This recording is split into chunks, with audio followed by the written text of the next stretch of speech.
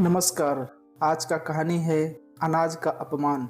एक बार की बात है, तारापुर गांव में रूपा नाम की एक लड़की रहती थी।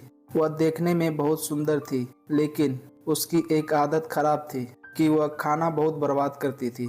वह ज़्यादा खाना लेकर खाना फेंक देती थी। कुछ समय बाद उसकी शादी हो गई। उसकी सास ने उसको तिजोरी की चाबी और बाकी सभी जिम्मेदारी सौंप दी और बोला कि वह अभी तक अच्छे से घर चलाती आई है, अब रूपा को सही से घर चलाना है। रूपा ने अपनी सास की बात को कबूल किया। रूपा इसके बाद अपने पति से बार बार कभी चीनी, कभी चावल और कभी दाल मंगवाती थी। जब उसकी सास को इसके बारे में पता चला तो वह रूपा को बोली कि तुम महीने भर का राशन एक बार क्यों नहीं मंगवाती। रूपा ने बताया कि वह एक साथ मंगवाती है, लेकिन वह कम पड़ जाता है। रूपा की सास ने इसके बाद पता लगाने के लिए कि राशन कहाँ जाता है, रसोई में थोड़ी नज़र रखनी शुरू कर दी। कुछ दिन रसोई में देखने पर उसको पता चला कि रूपा ज़्यादा खाना बनाती है, जिससे बहुत सारा खाना फ्रिज में पड़ा रहता था। उसने रूपा को खाने की अहमियत के बारे में सिखाने की सोची। एक दिन उसने रूपा को बुलाकर कहा कि हमारे पहले वाली नौकरानी के बच्चे की तबीयत ठीक नहीं है, मुझे वहां जाना है, क्या तुम भी चलोगी। रूपा भी अपनी सास के साथ जाने के लिए तैयार हो गई। अपनी नौकरानी की बस्ती में जाकर रूपा की सास ने कहा कि मैं अभी रास्ता पूछ कर आती हूँ।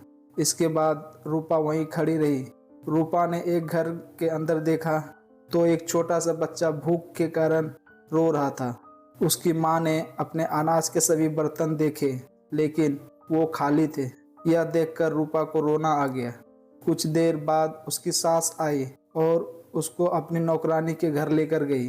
नौकरानी के घर जाने पर उसका लड़का बीमार लेटा हुआ था। रूपा की सास ने बीमारी का कारण पूछा तो नौकरानी ने कहा कि वह एक घर से बचा हुआ भोजन लेकर आई थी, लेकिन उसको नहीं पता था कि वह खाना खराब था, जिससे उसके बेटे की तबीयत खराब हो जाएगी। यह कहकर वह रोने लगी। कुछ देर के बाद रूपा और उसकी सास अपने घर आ गए। घर आने पर रूपा अपनी सास के गले लगकर रोने लगी।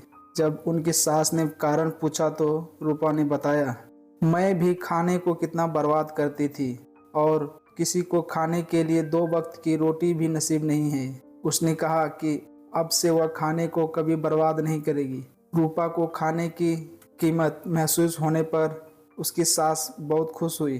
दोस्तों, इस कहानी से हमें यह सीख मिलती है कि हमें अनाज को कभी बर्बाद नहीं करनी चाहिए। हमें उम्मीद है कि यह छोटी सी कहानी आपको पसंद आई होगी।